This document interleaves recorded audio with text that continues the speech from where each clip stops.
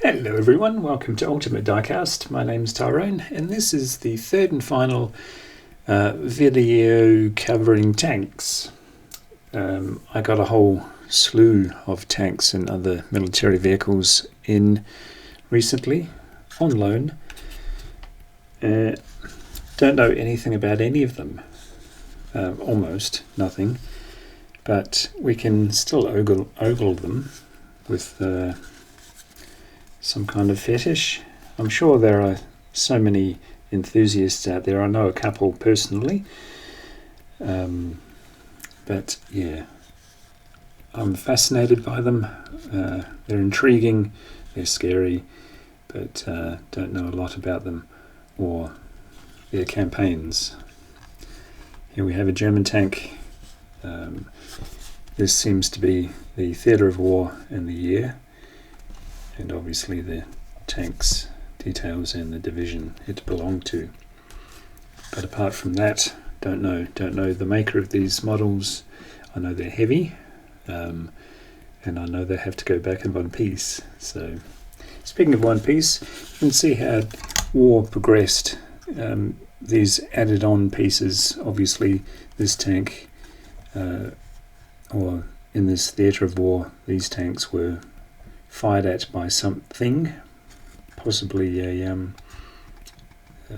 rocket-launched grenade if they were around in 44. But this added armour suggests that they had issues when they didn't have such armour. So yeah, just oops, as I randomly strike things with other things. Let's get on to something slightly weird. This is the Churchill Mark 8, and you can see origins of the original tank. I think everybody's seen the documentary of the original tank. It was used in World War I to overcome the endless trenches of the Somme, wasn't it? So, and the turret was actually on the side. The tank went right around the whole machine. But yeah, definitely this looks related to it.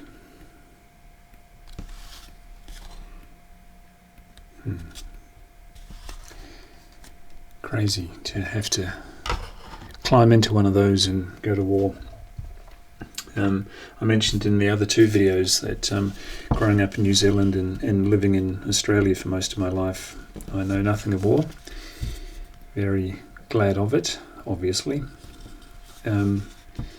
As we look on at a German Diecast used in Stalingrad in 1942.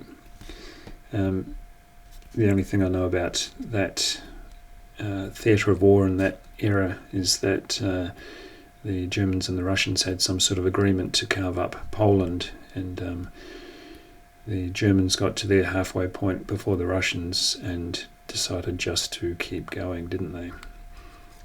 Devastatingly. But yeah, as I was saying, my very limited knowledge of armies, I suppose. Growing up in New Zealand, the army was used for non-military things, like they built our playground. Very robust fort it was, very robust. It was like a 3-story number at my primary school. Took a few weeks to do it. The army came along, put in these massive lamppost type stalks, and built 3 floors of fort to it. It was very impressive. And then almost more randomly, a Cambodian refugee lady came and painted it black for us. She took longer to paint it than the army did to build it, but we were told to leave her alone while she and keep off the fort while she painted it black. It was so random. This is a funny looking thing, isn't it? I'm sure you wouldn't say my street's filling up with these funny looking things if you were living in France in 1944. Nothing funny about what these were going to do to your neighbourhood. Terrifying. But yeah, this must be the lightest thing on the block. The Abrams came in 150 odd grams. I've taken my scales. No. Let's see what this little lightweight reads. 46.7 grams. Sorry about that. 46.7 grams. As I look through the viewfinder for the first time, at least I'm getting lost with these, like I normally get lost with my cars. What a funny hobby. For very many years now, I've had the idea of starting a model railway in my house somewhere. And the theme I've always imagined, as we look at this Czechoslovakian army tank from 1978, Vltava River sector. It's a T-54, which I'm supposing is a Russian tank. Wild guess from someone who doesn't know. Actually looks like one of those kebabs you get after a night out, and they drizzle that white goo all over it. I'm sure it had a very purposeful camouflage.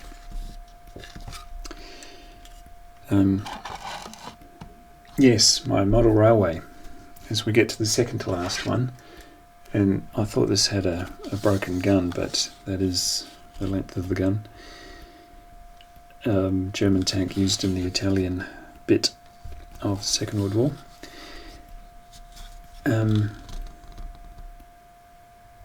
Model railway, gee whiz.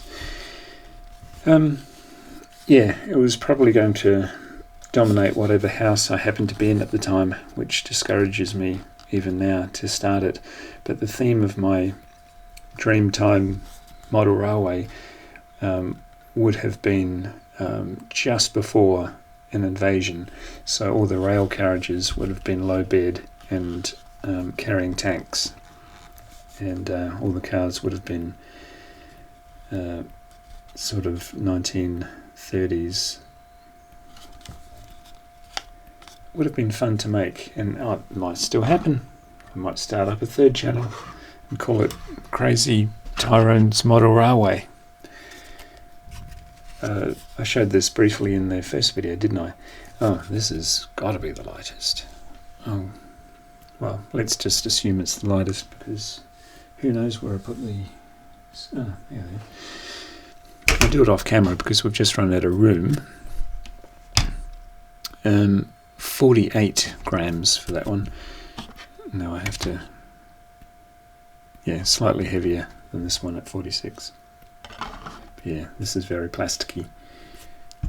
The Abrams being the big mama of the whole set I've brought into the studio today to show you at 154 grams. Very impressive. But this little fella, you can imagine this one may have been towed by a horse at one point, and then they've just adapted the tow frame for a combustion engined vehicle. This one used in 1943 on the advance of Russia. Spoken like a military historian. And shall we get to the last number for today? Yeah, as we look at this Panzerwerfer, used in France in 1944. Curious half-track. Another thing the New Zealand Army was used for, apart from building school playgrounds, they did a food drop to farmers' sheep in the blizzard of the early 90s. I was living in Christchurch during that blizzard. I remember the Thursday night I was helping my brother change the battery in his car, and it was just starting to snow. It wasn't particularly cold, not for I think it was an August morning, middle of winter New Zealand, and but it was snowing and it got heavy, and I joked with them, imagine if we're snowed in tomorrow and can't go to work. And we both sort of chortled and went inside. About 8 o'clock at night it was, and sure as be damned, would have been 5 o'clock the next morning, he burst into my room and says, "Open your curtains, bro, we're not going to work." and opened the curtains, and holy smoke, it was a whiteout. Fantastic. But the army was deployed to go and feed the farmers' livestock. So helicopters were overhead in the outskirts of Christchurch, and they were dropping bales of hay to sheep and cows and things. So that's what the army is for in places like New Zealand. And also they get sent on overseas missions, like to oversee elections in places like the Cook Islands and Fiji and places like that. And if there's a natural disaster, they used to call in the army, but not to fight anyone, for goodness sake. I was on a train crossing between Germany and Switzerland, I think. Actually, I think we were coming from Switzerland into Germany, and two very serious-looking German officials entered our carriage afterwards, stopped on the border, and looked at our passports. And I still travel on a New Zealand passport, and their stern looks dropped when they saw the New Zealand passports, because everybody likes New Zealanders. And Australians too. We're very friendly people. But yeah, travel anywhere on a New Zealand or an Australian passport and people like you. There we have it. That is the third and final video of quite a tricky subject at the moment, isn't it? Tanks, things that blow people up. I've enjoyed this for the most part. I was a bit weirded out on the first video, but I've gotten quite interested in these. Sorry if I haven't spoken too much about the actual tanks I'm showing, because I don't know anything about them. I don't know who made these tanks, I don't know how many were in the series, and I don't know what the actual vehicles were used for the most part.